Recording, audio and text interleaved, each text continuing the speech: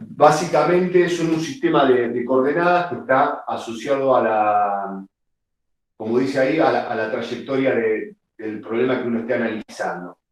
Bien. Entonces, hay una componente, básicamente como vamos a trabajar con con problemas que van a estar contenidos en el plano, estas coordenadas intrínsecas van a estar caracterizadas por dos componentes, una que es tangencial a la trayectoria y otra que es normal a la trayectoria. Y se trata de un sistema coordenado que no es que está viajando, desplazándose junto a la partícula, sino es que un sistema que un observador coloca en cada punto de la trayectoria. ¿También? No es un sistema coordenado móvil. Supónganse que esta es la trayectoria que teníamos, ¿sí? Y teníamos un punto dado de esa trayectoria, y vamos a tener, ¿sí? Si la partícula, por ejemplo, tenía una velocidad así, también iba a tener un versor tangencial paralelo a la velocidad y un versor normal, ¿sí? Siempre apuntando hacia el centro de curvatura. Como les comentaba en las diapositivas, la parte tangencial era, sí, o la descripción de la velocidad era muy sencilla y era natural para este sistema, dado que la velocidad iba a ser la rapidez, que ya habíamos discutido en la clase pasada, ¿sí? En la dirección tangencial. Entonces, si uno quería hallar este versor tangencial, que yo en las diapositivas puse como U sub t, ¿sí? Vamos a poder utilizar ambas notaciones, ¿sí? A veces U sub t viene bien cuando uno quiere evitar confusiones con la variable tiempo, ¿sí? Pero es un poquito más engorroso en cuanto a notación. Y bien, o sea que la parte de la velocidad era relativamente sencilla en su descripción, ¿sí? Nosotros íbamos a tener que, para trabajar con coordenadas intrínsecas, también que declarar un sistema de referencia, ¿sí? Es decir, mencionar a dónde se ubica el observador en nuestro problema. Por ejemplo, podría ser que nuestro observador estuviera puesto por acá, ¿sí? En el pizarrón, asociado a este borde del pizarrón, ¿sí? Solidario, estático, en reposo, ¿sí? Y vamos a poder decir que este observador asigna a distintos puntos de la trayectoria, ¿sí? Un sistema de coordenadas intrínseco, compuesto por una componente, bueno, este punto nuevamente es medio paradójico, vamos a dibujar este con más claridad, podríamos hablar aquí de la componente tangencial a la trayectoria, ¿sí? Y normal a la trayectoria. En cada punto, este observador puede poner este sistema de ejes coordenados, que se van a llamar coordenadas intrínsecas. El asunto era cómo obtener la aceleración, y para eso, para obtener la aceleración, ¿sí? Lo que teníamos que hacer era la derivada del vector velocidad. Y a lo largo de las diapositivas es que vamos discutiendo cómo es que se hace esa derivada. Ahí se invirtió unas cuantas diapositivas para explicar cómo es que se llega al resultado, ¿sí? De que la derivada del vector velocidad, expresada en componentes intrínsecas, ¿sí? Es decir, la aceleración en componentes intrínsecas, nos iba a quedar, por un lado, ¿sí? La derivada de la rapidez respecto del tiempo en la dirección tangencial, más la rapidez al cuadrado sobre el radio de curvatura en la dirección normal, ¿sí? O sea, en este caso era muy sencillo y muy natural la definición de la velocidad o cómo escribir la velocidad en coordenadas intrínsecas, pero la aceleración había que trabajar un poquito y meterse sobre todo en lo que era la derivada de versores. Esta derivada que tenemos acá, uno ya la podía escribir como la derivada, ¿sí? De la rapidez en la dirección tangencial respecto del tiempo. ¿Está bien? Quizás aquí es incluso más conveniente poner U sub t para que no se confunda esta t con la t de tiempo, sino que es la t de tangencial. ¿Está bien? Entonces, cuando uno encaraba esta derivada, nuevamente recurría a las reglas de derivación del producto, ¿no? La derivada del primero por el segundo sin derivar, ¿sí? Que es lo que directamente es este término que está acá, la derivada de la rapidez por el versor tangencial sin derivar. Y el segundo término, que el resultado es este, era la derivada, ¿sí? Justamente, esto es la derivada de la rapidez respecto del tiempo en la dirección tangencial, más la derivada de U sub t respecto del tiempo por la rapidez. Alguien pregunta, ¿qué significa la diapositiva inicial que no es un sistema coordenado móvil? Y responde bien Frank Ortiz, que el observador que ve el movimiento de la partícula está fijo. Imagínense que están ustedes observando una carrera de autos, observando la pista, y están fijos en una de las tribunas. Ustedes son ese observador fijo que claramente puede ver toda la trayectoria que está circunscripta a lo que es la pista de los autos, ¿sí?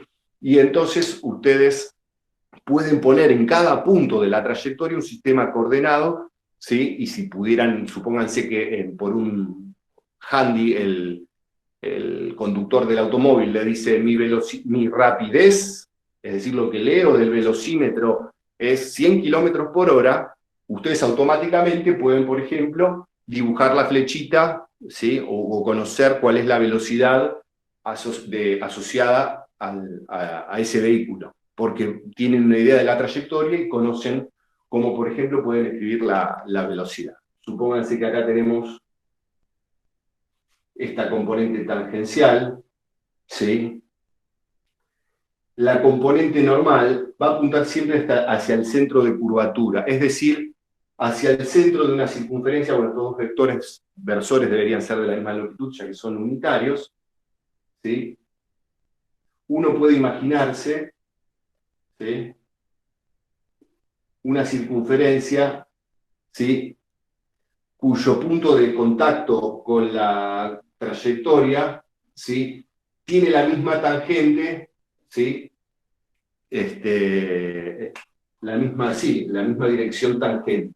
Es decir, justo para este punto hay una única circunferencia que es tangente a la curva. Bien, el centro de esa circunferencia se ubicará por acá y esa dirección normal, ¿sí?, de las componentes intrínsecas asociadas a ese punto de la trayectoria, va a apuntar hacia el centro, ¿sí?, de curvatura de la trayectoria en ese punto, que no es más que el centro de esta circunferencia que estoy dibujando en punteado. A medida que el punto se va modificando, fíjense que la curvatura de este punto, disculpen, sí, que la curvatura de la trayectoria se va modificando para un punto de la trayectoria por acá, uno va a tener una dirección tangencial así, y probablemente haya una circunferencia tangente de radio mayor, y su centro de curvatura se va a ubicar como por acá. ¿Está bien? Es decir, este versor normal va a apuntar en esta dirección, ¿sí? Lo que aparece en la expresión final que se deriva como radio de curvatura es justamente esta medida. A esta medida lo estamos llamando ρ, radio de curvatura, ¿sí? Y a medida que nos vamos desplazando por la curva, va cambiando, ¿sí?, el radio de curvatura, ¿sí? Y también, por supuesto, así como cambia la dirección tangencial, va cambiando la dirección normal. De hecho, si uno se para justo en algún punto de por acá, que el dibujo es medio malo, y mi ojo también, uno va a encontrar que el radio de curvatura es tan grande, ¿sí?, que tiende prácticamente a infinito, y es justo ahí donde hay un cambio en la curvatura hacia el otro lado. Es decir, los puntos de por acá van a apuntar los versores normales, ¿sí?, hacia este otro lado. ¿sí? Y también en general el radio de curvatura va a ir cambiando para distintos puntos de la trayectoria. Entonces, todo el truco para calcular la derivada de este versor se basa en justamente escribir ese versor en cartesianas, a utilizar el sistema cartesiano para justamente poder calcular esa derivada. Es decir, íbamos a tomar una trayectoria cualquiera, ¿sí? Y aquí anotar versor tangencial, versor normal, este ángulo es de 90 grados, ¿sí? Y lo que vamos a tener, ¿sí?, es que este ángulo que forma con la horizontal, ahí en la diapositiva lo llamé phi, ¿sí? Y entonces yo voy a poder escribir a los versores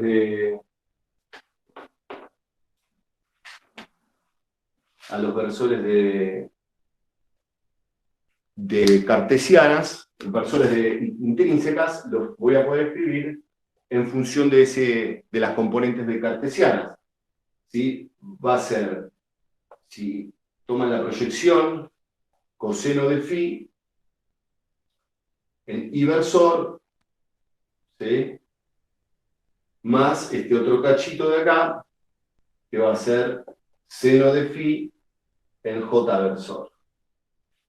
Y para la componente normal, uno va a poder hacer la misma descomposición, ¿sí? Fíjense que son versores. Si yo tomo el cuadrado de las componentes, me queda coseno cuadrado más seno cuadrado, ¿sí?, del mismo ángulo, y eso me da 1. Así que esto tiene norma unitaria, ¿sí? Y si hacen el análisis equivalente para el versor normal, se obtiene que acá es menos seno de phi en i versor más coseno de phi en j versor. ¿Está bien? Fíjense que este signo, por más que yo lo dibujé pensando en este dibujo, representa la situación natural, ¿sí?, para cualquier orientación que yo tenga a lo largo de cualquier trayectoria, siempre que este ángulo phi esté medido desde la horizontal, así en sentido antihorario. Nos interesaba era derivar este versor respecto del tiempo, ¿sí? Y lo que se obtiene, ¿sí?, nuevamente apelamos a los mismos trucos, ¿sí?, que cuando derivamos el producto de dos cosas, ¿sí?, es la derivada de esto por esto sin derivar, y luego la derivada de esto, perdón, este sin derivar por la derivada de esto. Pero como el versor de cartesianas no depende del tiempo, ¿sí?, nos da 0 y solo quedan los términos que están en la diapositiva 18. ¿Está bien? Entonces, si se fijan, el resultado de la diapositiva 18 es que la derivada del versor tangencial respecto del tiempo es menos el seno de phi en i versor más el coseno de phi en j versor. Todo por, perdón acá, por la derivada de phi a dt. ¿Está bien? Porque, claro, uno deriva el coseno, me da menos el seno, y después tengo que derivar adentro. ¿Ok? Entonces, esto que está acá no era más que lo que está definido acá, el propio versor normal. Así que la derivada esta nos está dando de phi a dt, ¿sí?, por el versor normal. Y lo que se plantea en esa diapositiva es que la derivada de phi a dt, y para eso lo que vamos a tratar de analizar, ¿sí?, es justamente qué es lo que ocurre. ¿Quién es este phi? ¿Sí? Y vamos a recurrir al mismo truco que utilizamos anteriormente para las derivadas. O sea, fíjense, tenemos un punto acá y este es phi. ¿no es cierto?, en un determinado instante. En algún punto de como por acá, estará el centro de curvatura. Si tomo un punto como por acá, o muy alejado, otro punto, ¿sí?, el centro de curvatura va a estar normalmente en otro lugar del espacio, ya que no tengo forma de garantizar de que la curvatura sea la misma. Pero si yo, el truco que hago es justamente hacer un incremento muy pequeño, ¿sí?, o sea, es decir, evaluar dos instantes de tiempo muy próximos entre sí, yo voy a poder decir, ¿sí?, que el arco que separa los dos puntos a lo largo de la trayectoria es muy pequeño, ¿sí?, y ambos puntos tienen el mismo centro de curvatura. ¿Está bien? Entonces, lo que voy a poder decir es lo que dice en esa diapositiva, ¿no es cierto?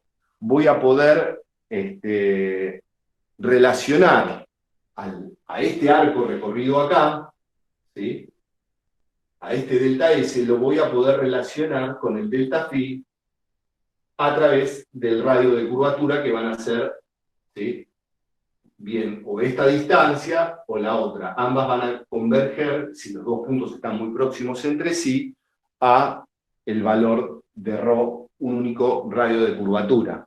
¿Está bien? Entonces, eso nos lleva a lo que muestra la diapositiva 20, donde encontramos que la derivada de phi respecto del tiempo, ¿sí?, no es más que la rapidez, ¿sí?, dividido el radio de curvatura. Esto es el de phi a de t, ¿sí?, que nos estaba faltando. ¿Ok? Y entonces lo que vamos a hacer, juntamos todas las partes que habíamos venido resolviendo. Preguntaron ahí cómo defino el centro de curvatura en un movimiento. Bueno, es lo que dice justamente Evangelina, ¿sí?, es el radio de esa circunferencia osculatriz, es decir, esa circunferencia que besa la trayectoria en ese punto. Solo en un punto hay una única circunferencia que es capaz de tocar a la trayectoria en ese único punto. ¿Está bien? Si la curvatura de la trayectoria es muy chiquitita, voy a tener un centro de curvatura, ¿sí?, un radio de curvatura muy pequeñito. ¿Está bien? Y cuanto más estirada sea la curvatura, mucho más grande va a ser ese radio de curvatura. ¿Ok? Y el radio de curvatura está muy lejos, probablemente no me entre en el pizarrón. Bien. Entonces, después vamos a encontrar justamente que estas magnitudes van a estar conectadas entre sí. Muchas veces, o bien uno conoce la propia trayectoria, o bien conoce algunas propiedades, ¿sí?, del movimiento que está realizando la partícula. Entonces, cuando juntamos todo, en definitiva, llegamos a la expresión que habíamos propuesto. Es decir, llegamos a que la aceleración de una partícula, en términos generales, para un movimiento cualquiera, ¿sí?, lo vamos a poder expresar en coordenadas intrínsecas. El vector aceleración expresado en sus componentes intrínsecas va a ser una parte tangencial asociada a la variación de la rapidez respecto del tiempo, ¿sí?, y una parte de aceleración normal, o también centrípeta, se la llama justamente porque la dirección normal apunta hacia el centro de coordenadas, ¿sí?, que se va a calcular como la rapidez al cuadrado dividido el radio de curvatura. A esto lo vamos a denominar aceleración tangencial, y a esto que está acá lo vamos a denominar aceleración normal, o también llamada centrípeta. Y esto es muy interesante porque la aceleración tangencial está representando el cambio de rapidez. ¿Está bien? Es cómo se va modificando la aguja del velocímetro en el automóvil. ¿Ok? Mientras que la componente de aceleración normal nos va a indicar cómo es que se va torciendo el vector velocidad. Y eso trae información muy interesante, ¿sí? Porque para una determinada trayectoria, ¿sí? Un determinado punto de la trayectoria con un cierto radio de curvatura, la aceleración normal que voy a tener va a depender de la rapidez con la que estoy transitando ese punto de la trayectoria. Es decir, para un determinado radio de curvatura, si voy a una velocidad v1, ¿sí? Deberé tener una aceleración normal 1. Y si voy a una velocidad 2, tendré una aceleración normal sub 2. Si v sub 1 es menor que v sub 2, también lo van a hacer estas aceleraciones normales. ¿Ok? Entonces eso tiene consecuencias muy claras en lo que es, ¿no es cierto?, el recorrer una... No sé si alguna vez alguno vio a alguien pegar una curva y derrapar. Probablemente lo que le faltaba eran los mecanismos que le pudieran proporcionar una aceleración normal para poder completar ese movimiento con esa determinada rapidez. Por ejemplo, a mí me pasó en moto que me pegué un palazo con eso. ¿Cierto? Nosotros vamos a trabajar con estas expresiones para resolver los problemas. ¿Sí? La velocidad, no se pone velocidad componente tangencial porque siempre la velocidad es tangente a la trayectoria. ¿Está bien? No tiene sentido decir velocidad tangencial. ¿Ok? Pero en cambio, cuando nos refiramos a la aceleración, sí vamos a poder hablar de una aceleración tangencial y una aceleración normal. ¿Ok? Nadie podría tener una velocidad normal. Después hay una parte que sí que en general lo puse solo para completar, que es lo de la componente binormal, que va a afectar sobre todo a trayectorias que no estén contenidas en el plano. ¿Sí? Y simplemente lo que sí quiero que se queden, porque a veces nos va a servir para referirnos y describir un movimiento de forma correcta, es que esta terna, estos dos vectores terminan por definir una terna, es decir, van a tener el versor tangencial, el normal, ¿sí? Que me lo va a dar el radio de curvatura, y la terna se cierra con un tercer versor que es el binormal. Es decir, para un determinado punto del espacio, ustedes tendrán la dirección tangencial, la normal, ¿sí? Y para algún lado sale una tercer componente que cierra el asunto, que es la binormal. ¿Está bien?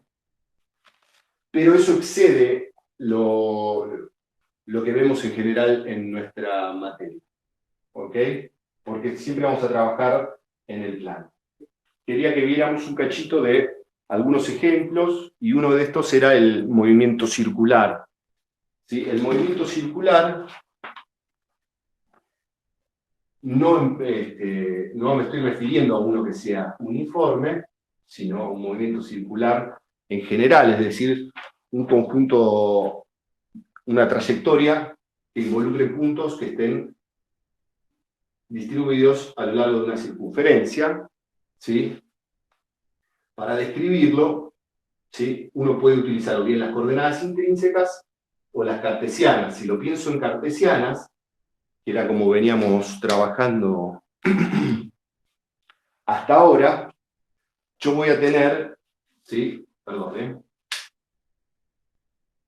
qué feo que salió la circunferencia. Si yo me refiero a un punto cualquiera, ¿sí? De esta trayectoria, ¿sí? Supónganse que hay una partícula P que está pasando por ese punto que marqué ahí, este sería su vector posición, que en cartesianas uno lo puede escribir, ¿sí? Como, ¿cómo lo puede escribir? Bueno, si esto tiene un radio R y este ángulo vale θ, en cartesianas este punto es R coseno de θ en I versor más R seno de θ en J versor. ¿Está bien? Entonces, si, no sé si manejan las variables de polares.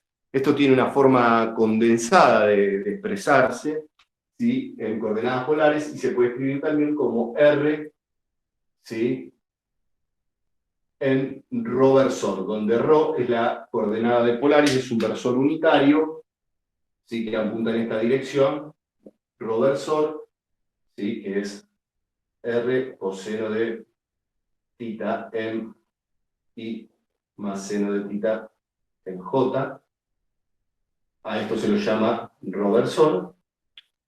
Bien, y si yo quiero calcular la velocidad, ¿sí? De este punto en función de cómo varía el ángulo, ya que todos están a la misma distancia del eje, voy a tener que, si quiero calcular la velocidad, que derivar a este vector posición respecto del tiempo. ¿Está bien? Entonces, cuando hacemos esa derivada, esto nos queda, fíjense, ¿qué es la derivada del coseno? Es menos el seno. ¿Todo sigue en orden o pasó algo? Hay gente que me pide entrar, ahí estoy dando admisión. Bien, bien, bien. Claro, claro, gracias. Hola.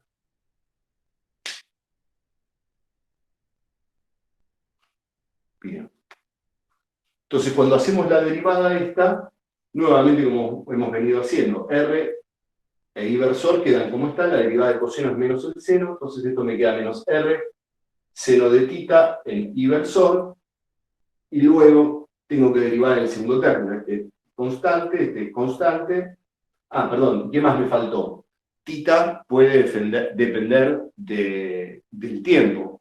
Entonces me falta poner por la derivada de tita respecto del tiempo, donde tita es este ángulo.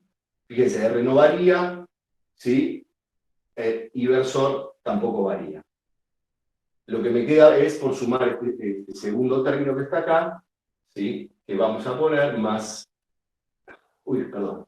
Sigue por acá, ¿no? Puntos suspensivos, más la derivada del seno es el coseno, R, coseno de tita, la derivada de tita respecto del tiempo, en J versor. Y si se fijan, acá podemos sacar, ¿sí? De factor común tanto R como de tita a dt. ¿Está bien? Es decir, nuestra velocidad, esto lo estoy siguiendo por acá, no se ve a qué momento. Vamos a ponerle un pelito más arriba y creo que ahí sí se ve. O lo puedo poner por acá. Ahí está. Vamos a ponerlo por acá. A ver si se ve. Para acá. La velocidad termina siendo R de tita a dt, que estoy sacando factor común en los dos términos, y me está quedando menos R seno de tita en I versor más... No, la R me la tengo que poner. Ustedes no me... Ahí está. Más coseno de tita en J versor. ¿Está bien? La R y de tita de t salen de factor común. ¿Ok? Bueno. Entonces, ¿pero qué era la velocidad en intrínsecas? Era justamente la rapidez, ¿sí? Por el versor tangencial. Es decir, que esto en intrínsecas, si uno lo quiere ver, fíjense que esto que está acá es el versor tangencial, es decir, si ustedes hacen la composición, ¿sí? Este versor que está acá me está dando una flechita de largo unitario que apunta en este sentido, y esto que está acá me está dando la magnitud de la velocidad, es decir, la rapidez. Como no se ve para abajo, lo hago para arriba. Esto me está dando la rapidez, que en definitiva, para este caso, lo que vale es R por de tita a dt, que lo estamos llamando a esa magnitud, como vemos en las diapositivas más adelante, como omega mayúscula, ¿sí? Y con esto nos vamos a estar refiriendo a lo que vamos a llamar como velocidad angular, o módulo de la velocidad angular, porque vamos a trabajar con una extensión de esto vectorial, donde omega va a ser un vector. ¿Ok? Esta omega mayúscula. Bien. Si además lo que queremos hacer es ver cómo es la aceleración y cómo son sus componentes de aceleración en coordenadas intrínsecas, vamos a tener que derivar este vector nuevamente en función del tiempo. Y si queremos hacer la derivada, o sea, ver cómo es la aceleración en un movimiento circular en general, vamos a tener que hacer la derivada de la velocidad respecto del tiempo. ¿Está bien? Entonces, bueno, ahí no sé si se llega a ver, pero le puse la flechita arriba al vector velocidad, ¿sí? Y tenemos que hacer la derivada de lo que está ahí puesto más abajo. Entonces, siguen valiendo las mismas reglas que veníamos haciendo, es decir, la derivada del primero por el segundo sin derivar, etc. ¿No es cierto? Entonces, cuando hacemos todo ese procedimiento, en definitiva, llegamos a que para la componente I nos termina quedando, ¿sí?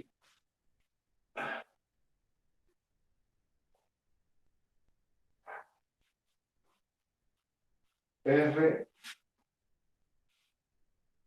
menos coseno de tita a dt, más seno de tita, derivada segunda de tita respecto del tiempo dos veces, en inversor. Y un segundo término que va a ser R menos seno de tita a dt, más coseno de tita dos veces respecto de J. Entonces, yo puedo reordenar estos términos de manera que me queden cómodos, ¿sí? Y voy a sacar factor común. Tengo un error en la cuenta. Acá me aparece, perdón, un cuadrado. Hacer el paso de acá hasta acá. Nada, yo lo hice así separado por componentes. Cuando vengo a analizar esta parte, R de tita de t y menos R de tita, todo por inversor, ¿no? Lo mismo estos dos junto con esto. Entonces, para ver la componente en inversor, justamente esta separación en cartesianas me permite trabajar de ese modo, ¿sí?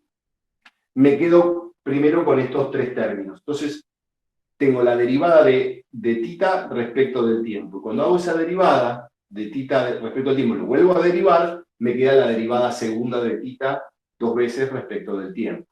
Por el resto sin derivar, que es menos seno de tita, y R que va a salir siempre hacia afuera. ¿Ok?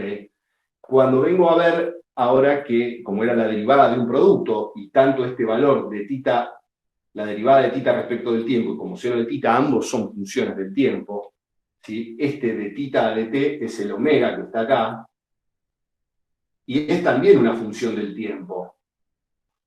Por más que yo lo derive, no quiere decir que vaya a ser constante la velocidad angular. O sea, la derivada de una función respecto de una de las variables no puede depender de esa variable respecto de la cual estoy derivando. Entonces, cuando esta primera parte donde me aparece, perdón, la derivada segunda, es cuando tomé derivando respecto de tita. ¿Está bien? Y hice la derivada de este término y el resto sin derivar, y obtuve este término, menos seno de tita a dt dos veces. Después hago la derivada del segundo por el primero sin derivar. Entonces cuando derivo este, menos seno, la derivada del seno es el coseno, el menos sigue quedando ahí, y tengo que meterme adentro del argumento del seno y derivar respecto de tita. Entonces me queda la derivada de tita, ¿sí?, por el coseno, y acá hay otra segunda derivada de tita respecto del tiempo. Vamos a escribir, aunque sea para uno solo, todos los pasitos que estoy diciendo ahí. Es decir, si junto R de tita a dt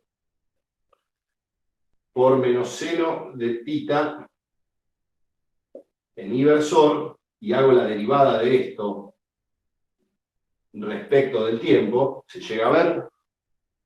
Estoy haciendo la derivada, hay una suma, está bien, junté todos esos términos. Tengo la derivada del producto, ¿está bien? La R puedo sacarla hacia afuera sin ningún inconveniente porque es constante, ¿está bien? Entonces salió afuera. Y tengo primero que hacer la derivada del primero, ¿sí? Por el segundo sin derivar. Y eso me da de tita a dt, si lo derivo de nuevo, me queda derivada segunda respecto al tiempo dos veces, por menos el seno de tita en inversor. Y ahora, como dice la regla de la derivada, hago al revés, ¿no es cierto? Este sin derivar, ¿sí? Por la derivada del segundo, que es la derivada del seno es el coseno, el signo menos me sigue quedando, menos coseno de tita, y lo que me falta agregarle es la derivada de lo que está dentro del seno, de tita a dt. Es decir, que tengo dos veces, ¿sí? De tita, y eso hace que aparezca la derivada de tita al cuadrado. ¿Está bien? Entonces, lo mismo de forma análoga, ¿sí? Se resuelve para el otro término, ¿ok? Es análogo, son el mismo tipo de cuentas con el mismo tipo de dificultad, ¿está bien? O sea, lo mismo se lo voy a aplicar al término que está en J versor y voy a llegar a este otro término con este corchete y la R también que sale hacia afuera de la operación de la derivada, ya que es una constante que está multiplicando.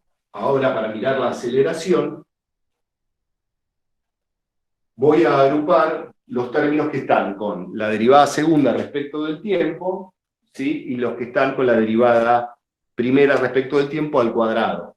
Es decir, estos dos términos, fíjense que puedo sacar común, factor común, R, ¿sí? R, y la derivada primera al cuadrado. Es decir, voy a tener dos términos que van a ser R de tita a dt, ¿sí? Al cuadrado, lo pongo así para que se distinga respecto de lo que es la derivada, y en definitiva, esto me va a quedar menos coseno de tita en inversor, este con este,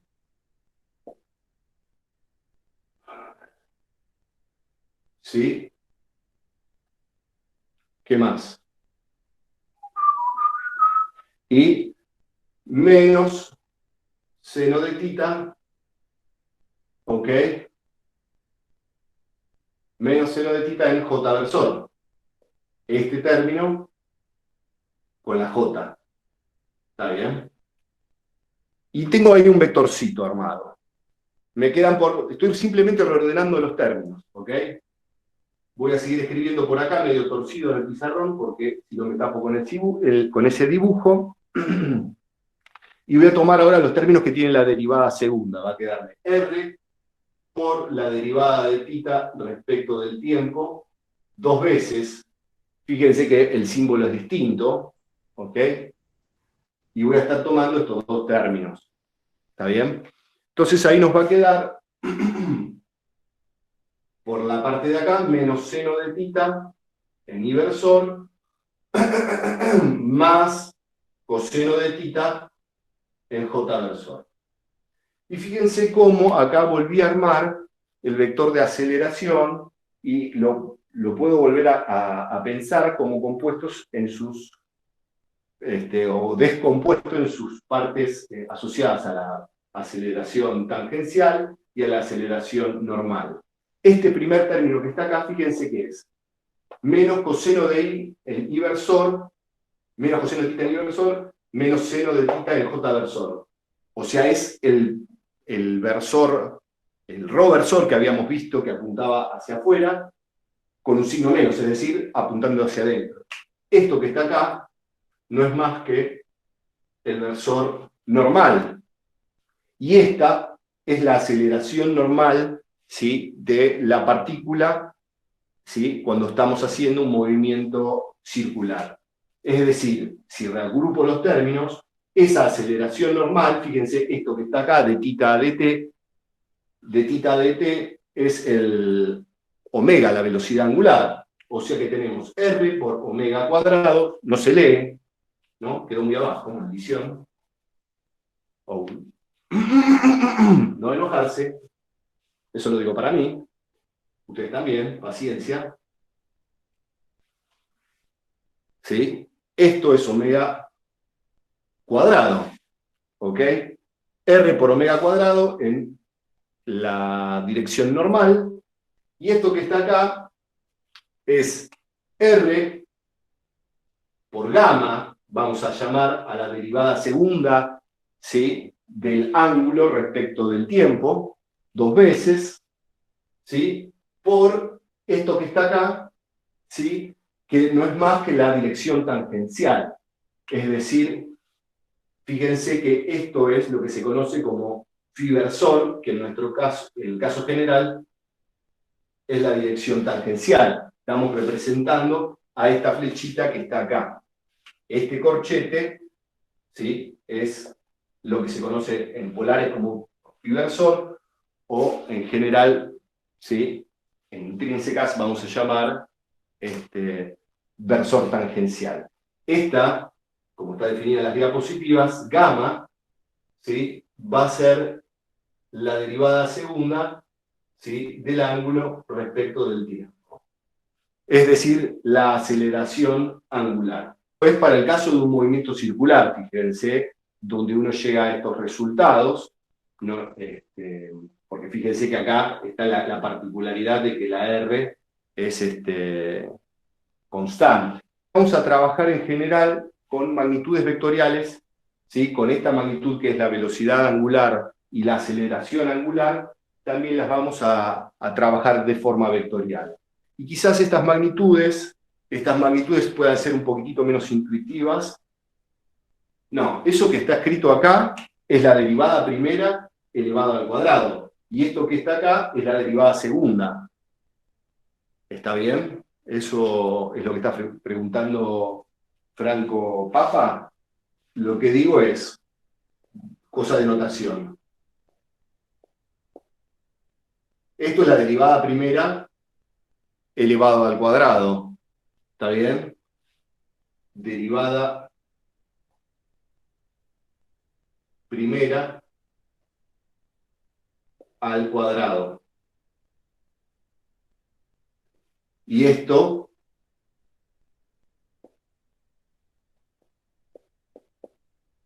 es la derivada segunda. Derivada segunda. Y acá dice Juan Cruz Romero, gamma significa la derivada segunda de tita dividido de t al cuadrado o dividido la derivada segunda del tiempo. Gamma significa es la derivada segundo de tita respecto al tiempo. 2 veces se dice. ¿Ok? ¿Cómo es que trabajábamos esto en forma vectorial? ¿Cómo extendíamos estas dos magnitudes angulares a vectores? Vamos a definir, ¿sí?, a omega, ¿sí?, tal que uno pueda obtener a la velocidad como omega vector r. La velocidad va para acá. Está bien, va para allá. ¿Cómo se hacía el producto vectorial? Este por este me tiene que dar este, ¿no es cierto?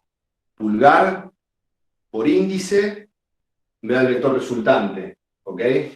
Entonces el resultante tiene que ser tangencial. Mi índice es el segundo vector, el R, el vector posición. Omega sale del pizarrón, ¿ok? Omega, la velocidad angular, ¿sí?, si estos eran los ejes X e Y, omega me está dando que es un vector cuya magnitud es de tita a dt, que apunta en la dirección saliente del pizarrón. Entonces, ¿sí? También hay una forma de recordar y pensar esto. Omega, un omega positivo, es un vector que está pinchando hacia afuera, asociado a un movimiento de rotación como van mis dedos. Bien. Y gamma, que también va a ser vector, va a ser directamente la derivada de omega respecto del tiempo. Es decir, gamma va a ser la derivada de omega respecto del tiempo, es decir, va a ser la derivada de omega escalar respecto del tiempo en z versor, es decir, va a ser gamma en z versor, pinchando. O sea, imagínense una partícula que viene por acá, ¿sí? Estoy moviéndome como una partícula que se mueve, o trato de hacerlo, a omega constante. ¿Ok?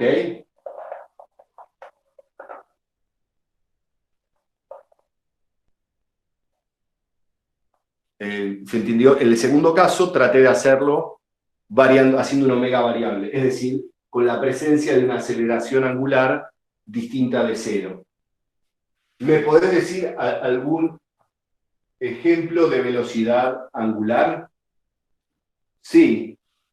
Suponete que camarada, ¿cómo se llama? Mora. Bardelli, camarada Bardelli.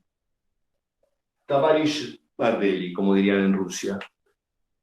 Suponete que la partícula se mueve a velocidad angular constante y que pegar la vuelta entera, ¿sí?, le lleva un segundo. Entonces, omega va a ser el ángulo completo asociado a la vuelta entera, 2pi, dividido un segundo, suponiendo que es omega constante. Como el omega que queremos es vector, pongo el techo acá, y si está justo pegando la vuelta alrededor de este dibujo, con este sistema de coordenadas, esto va a ser 2pi sobre segundo, ¿ok?, en z versor. Sigo con el ejemplo de la compañera. Si esto supónganse que mide 10 centímetros, ¿ok? No entiende la compañera. Claro, suponete que el movimiento mora. El movimiento de una partícula va dándose en función del tiempo, ¿sí?, de este modo que hice en línea punteada, ¿sí? Suponete que estos puntos representan fotografías tomadas a lo largo del tiempo y yo veo que el arco barrido entre un puntito y el otro, ¿sí?, en fotografías sacadas muy rápidas, distan de forma entre sí de arcos de la misma longitud. Entonces, podría decir que el omega es constante. Entonces, bueno, aceptamos la idea de que omega es constante. Bien, estoy planteando un problema donde omega es constante, vos me pedías un ejemplo, ¿no? Ok. Entonces, si vos te fijás, la relación que hay entre el arco asociado a la vuelta completa, ¿cómo es? Es la fórmula que todos conocemos. Es el arco de toda la vuelta, es el perímetro de la circunferencia, 2pi por el radio, es decir, el ángulo, ¿sí?, por el radio. Entonces, ¿cuánto es el ángulo barrido, ¿sí?, en una vuelta completa? 2pi. ¿Sí? El ángulo barrido, esto es el delta tita barrido, es 2pi. Si el tiempo que le llevó a hacer la vuelta completa es un segundo, el omega en magnitud mide cuánto es el ángulo, ¿sí?, dividido el tiempo transcurrido, un segundo. Una idea fácil, pongo, de un movimiento que es constante, la velocidad angular. ¿Cómo va a ser entonces la velocidad para un punto genérico de mi trayectoria si el omega lo puse como omega en z versor? Ya que, como había dicho antes, ¿sí?, el omega, ¿sí?, es perpendicular al plano donde se realiza el movimiento. Entonces, Fíjate y verifiquémoslo. La velocidad tangencial va a ser un vectorcito que va a ir acompañando la partícula, ¿sí? En todos los puntos, ¿sí? De la trayectoria. Entonces, lo que vamos a hacer, ¿sí? Si yo quiero, suponete que esto valía, decíamos, 10 centímetros, suponete que sea, ¿sí? Que este largo sea el radio 10 centímetros, la velocidad, para este caso particular, va a ser 2pi radianes sobre segundo, en z versor, producto vectorial, la posición de la partícula en un determinado punto. R que va a ser 0,1, no, sí, 0,1 metros, ¿está bien? ¿En qué dirección? En rho versor es la forma más general que puedo poner, es decir, un vector que apunta desde el origen de coordenadas hasta el punto en cuestión. Rho versor es así. R por rho versor me describe cómodamente cualquiera de los puntos que están en esta trayectoria. Entonces, cuando hago Z por R, ¡pim!, me da B. ¿Lo ven? Omega en Z versor por R, que es estos 0,1 metros en rho versor, me da el resultado, ¿sí? Y para cada punto de la trayectoria, yo lo que observo, ¿sí? En este caso de que estamos con un omega que es constante, observo, ¿sí? Que la velocidad, ¿sí? Va cambiando en dirección, ¿sí? Pero en magnitud me queda constante. 2pi es 6,28, ¿no es cierto? 6,28 por 0,1 es 0,628. 0,628 metros sobre segundos, y tengo que resolver la parte vectorial, que es z por rho, es lo que se conoce como phi versor de polares para cualquiera de los puntos de la trayectoria. Phi versor.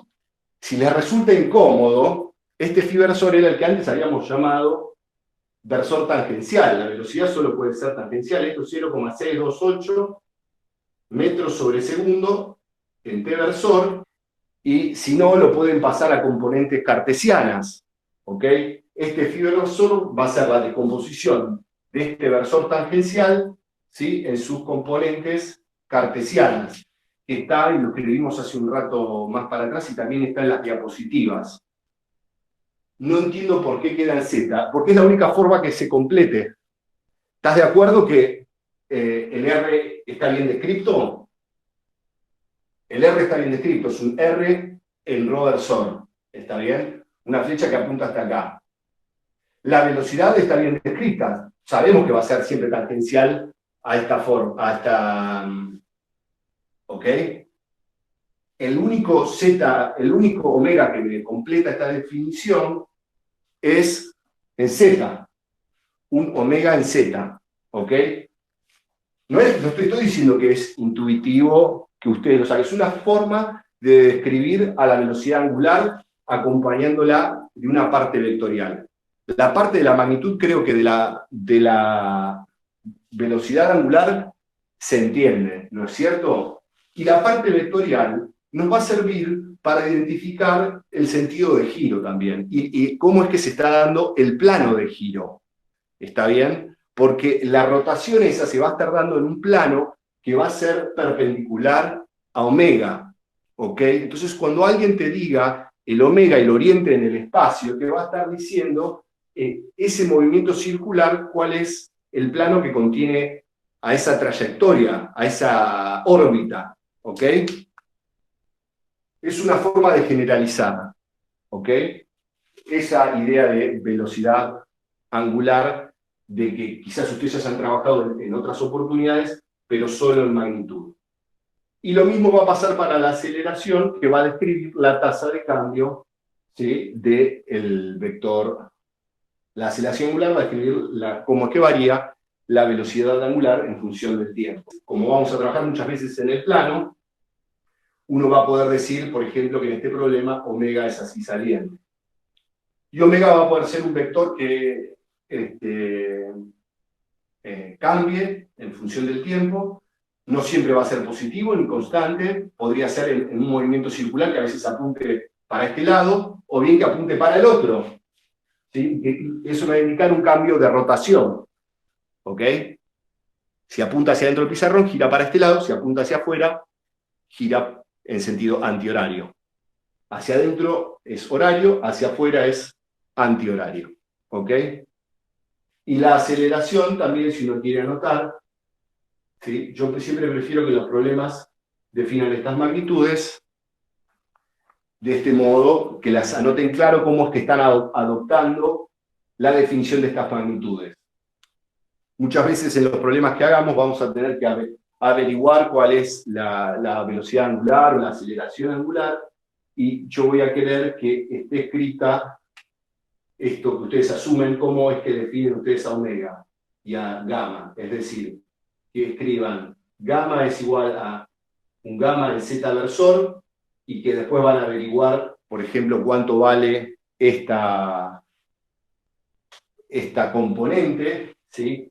Donde con este dibujo y esta definición es imposible que uno se equivoque en lo que quiere decir. ¿Sí? Si gamma me da positivo, perdón, si omega me da positivo, quiere decir que el tipo está girando en sentido antihorario. Si omega gira en sentido horario, ¿sí? Gamma me tiene que dar negativo. Digo, omega me tiene que dar negativo. Y lo mismo para la aceleración. Voy a querer que en los gráficos, ustedes hagan gráficas, ¿sí? Esquemas de los problemas, y que indiquen cómo es que definen a estas magnitudes para que uno que corrige pueda entender los significados de los signos en los resultados. ¿Ok? O sea, con este dibujito y con esta línea me queda claro. A mí quería mostrar un ejemplito más por ahí, si les parecía bien, en función de un problema que por ahí para ustedes es conocido. Un tiro oblicuo. Creo que recuerdan que el movimiento es de tipo parábola. ¿Ok? Si esto es X y esto es Y. ¿Sí? Un tiro oblicuo realizado en la Tierra. ¿Está bien? Si ustedes lo lanzan con una velocidad inicial v sub 0, va a ser tangente a la trayectoria y esto va a describir una parábola. Si a mí me interesa conocer cuál es el radio de curvatura en la parte superior, ¿sí? De la trayectoria, puedo aprovechar esto que estuvimos viendo, es decir, cuál es el radio de la circunferencia osculatriz, es decir, que besa a esta curva en un único punto, ¿sí? ¿Dónde se ubica ese radio? ¿Sí? ¿Cuál es el valor de ese radio de curvatura para un punto que está en el máximo de altura?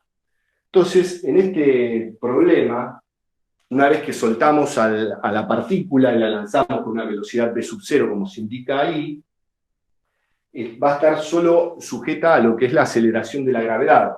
Es decir, de este problema sabemos que en cualquier punto de la trayectoria, si no hay rozamiento ni ninguna de esas cosas raras, va a haber un vector aceleración únicamente con una componente vertical hacia abajo, ¿sí? Que va a ser la gravedad, ¿sí? Y en particular, en este punto que están acá, toda esa aceleración va a coincidir con lo que es la aceleración centrípeta, es decir, para este punto de la trayectoria, la aceleración normal va a ser la propia gravedad. Y digo bien, en signo la estoy pegando bien, porque fíjense que el versor normal, en este punto de la trayectoria, apunta hacia abajo, ¿sí? Y la gravedad en este punto también es paralela, ¿sí? a este versor, y coinciden. Franco Ortiz dice, donde la velocidad sea cero, no. Yo digo en el punto más alto. Fíjense que la velocidad tiene dos componentes, ¿sí? El tipo lanzó el cuerpo con esta velocidad inicial. ¿Está bien? Entonces, la aceleración, que solo tiene componente vertical, va a hacer que en este punto de la trayectoria se extinga la componente de la velocidad vertical. ¿Está bien? pero la componente horizontal de la velocidad no va a ser cero, porque no hay ninguna aceleración en la descripción de este movimiento que se dé en la componente horizontal. ¿Ok? Entonces, justamente, lo que va a pasar en este punto es que la aceleración normal va a ser que la aceleración tangencial va a ser cero, y la rapidez que va a tener la partícula en este punto, ¿sí? La rapidez de la partícula en este punto del espacio, ¿sí? Va a corresponder a la componente que no se extinguió. Es decir, que si esto salió lanzado con un ángulo alfa, la rapidez va a ser el módulo este de B sub 0, ¿sí? Por el coseno, ¿sí? De alfa, que es la proyección del vectorcito sobre la horizontal. ¿Sí? Entonces sabemos una cosa bastante interesante: cómo era la aceleración en intrínsecas. Era la aceleración tangencial en t versor más la aceleración normal en n versor. Esto ya vimos que es cero, ¿ok? Y la aceleración normal sabíamos que era la rapidez al cuadrado sobre el radio de curvatura. Es decir, que nos está quedando que la aceleración es la rapidez al cuadrado sobre el radio de curvatura en n versor. Lo que a mí me piden averiguar es el radio de curvatura. Entonces, lo que yo tengo acá es, ¿sí?, que si reemplazo con lo otro que tengo ahí, en función del dato del problema, de la velocidad inicial con la cual lancé la rapidez inicial con la cual lancé al móvil, ya pongo B sub 0, no repito lo del módulo, coseno de alfa, todo esto al cuadrado, sobre ρ. ¿Ok? Y lo que sé por este otro lado es que eso es la componente normal, ¿sí? Y la componente normal en magnitud vale g. O sea que todo esto es g en n versor.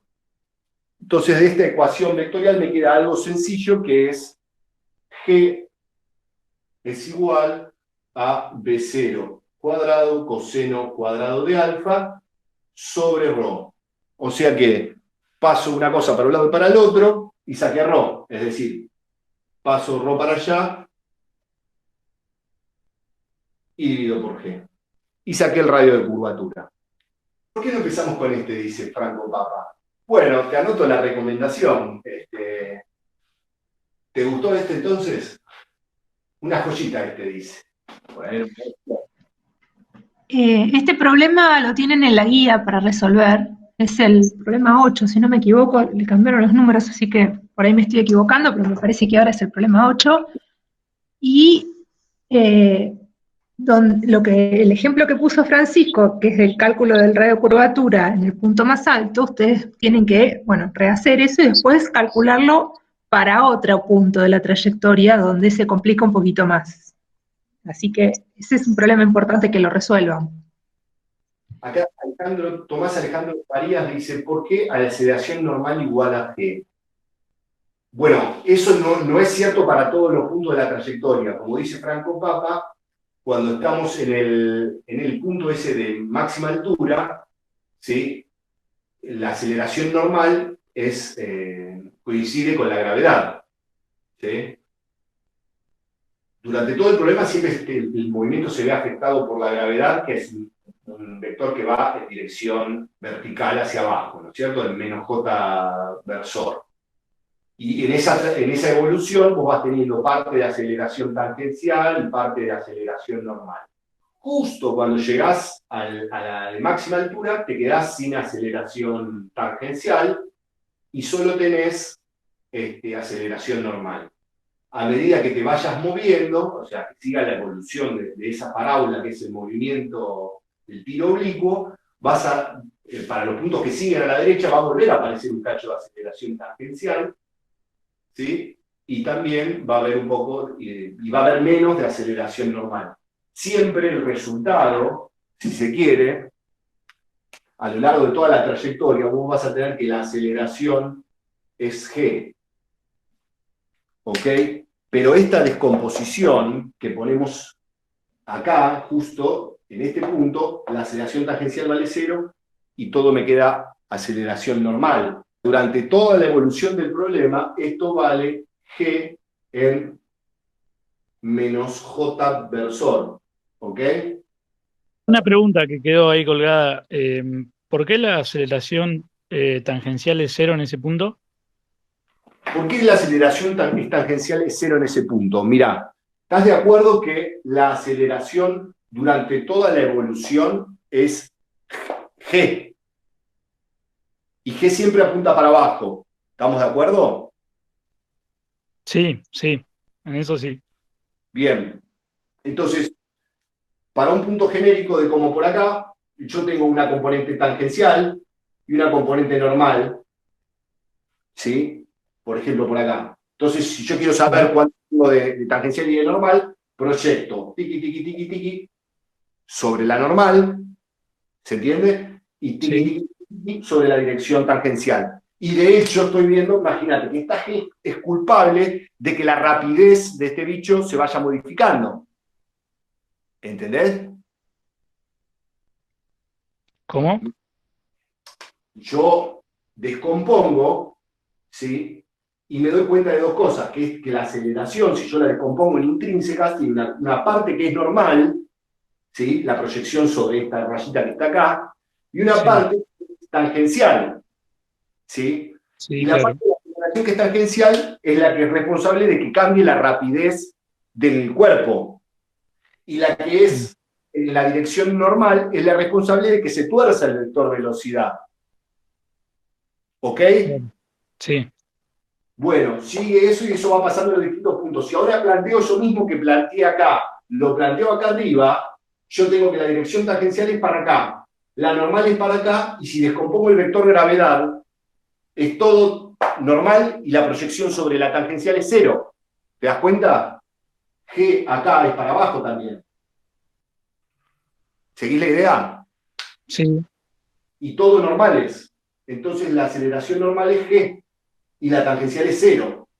Si compongo mi vector aceleración para ese punto, hago aceleración tangencial cero en t versor, más g en n versor. Y esto me da g en n versor. ¿Qué es n versor? Es menos j.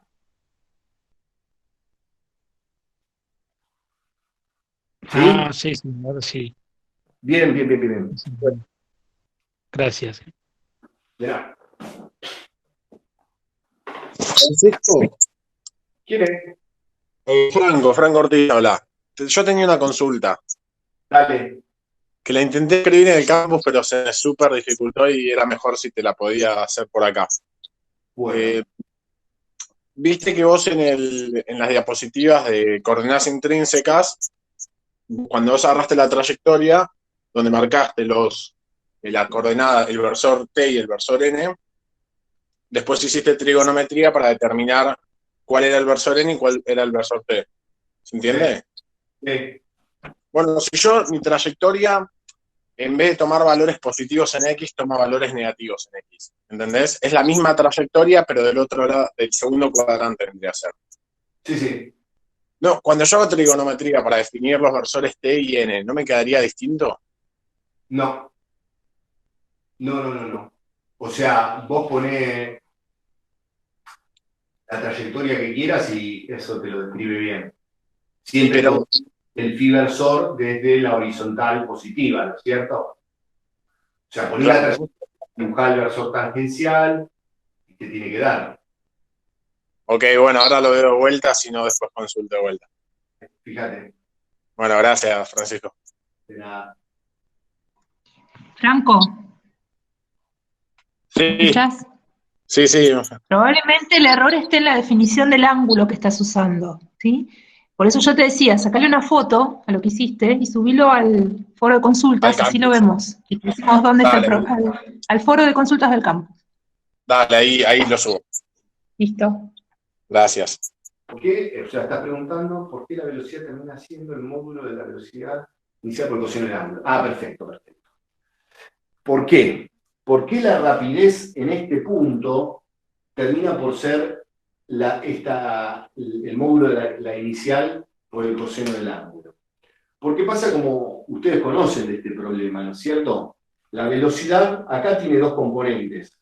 si ves la parte de abajo del pizarrón.